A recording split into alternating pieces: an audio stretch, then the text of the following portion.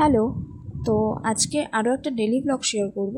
সকালের ব্রেকফাস্টটা রুটি আর বাঁধাকপির তরকারি দিয়ে কমপ্লিট করলাম। তারপরে ঝটপট ঘরের সব কাজকর্ম কমপ্লিট করে বসে পড়েছি লাঞ্চ করতে। আর লাঞ্চে ছিল ভোলা মাছের তরকারির সাথে ভাত। তো লাঞ্চটা ঝটাপট কমপ্লিট করে তো রেডি হয়ে নিয়েছিলাম। বাইরে যদিও বৃষ্টি পড়ছিল, তবুও এই বৃষ্টিকে উপেক্ষা করে আমরা সবাই মিলে আজকে বেরিয়েছি।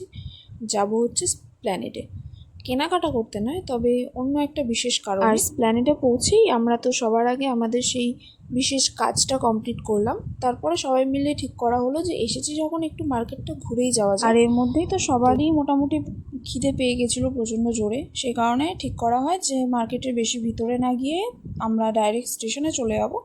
ওখান থেকে কিছু খাওয়া দাওয়া করে তারপর ট্রেন ধরে বাড়ি চলে আসবো। তো তারপরে আর কি মার্কেটের সামনেটাই কিছুটা ঘুরে তারপরে আমরা ওখান থেকে বেরোচ্ছিলাম। আর বেরোতেই সামনে একটা লিপস্টিকের দোকান চোখে পড়ে, যেখানে একটা লিপস্টিকের কালার আমার বান্ধবীর খুব পছন্দ হয়, কিন্তু কালারটা ভালো হলেও লিপস্টিকের কোয়ালিটিটা এতটাই বাজে ছিল যে ওটা আর নেওয়া হলো না। অতএব আমরা ওখান থেকেও বেরিয়ে গেলাম। বেরিয়ে স্টেশনে আসলাম। স্টেশনে পৌঁছাতে পৌঁছাতে তো আমাদের ট্রেনটাও চলে এসেছিলো, যার কারণে স্টেশনেও আর আমরা কিছু খেতে পারি না, কপাল খারাপ থাকলে যেটা হয়। তারপর আর কি ট্রেনের মধ্যেই বাদাম ভাজা, নিমকি ভাজা এইসব খেয়ে কোনো রকমে খিদেটা একটু সামলে নিয়ে চলে আসলাম বাড়ি। আর বাড়ি আসার সময় নিয়ে এসেছিলাম বিরিয়ানি প্যাক করে।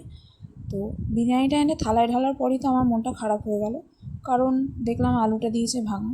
তো কী আর করা যাবে, ভাঙা আলুর দুঃখ নিয়েই বিরিয়ানি দিয়ে ডিনারটা কমপ্লিট। সাথে ভিডিওটাও এখানেই শেষ করলাম। ভিডিওটা কেমন লাগলো কমেন্ট করে জানাও, আর ভালো লাগলে একটা লাইক করে চ্যানেলটাকে সাবস্ক্রাইব করতে ভুলো না। Thanks for watching guys.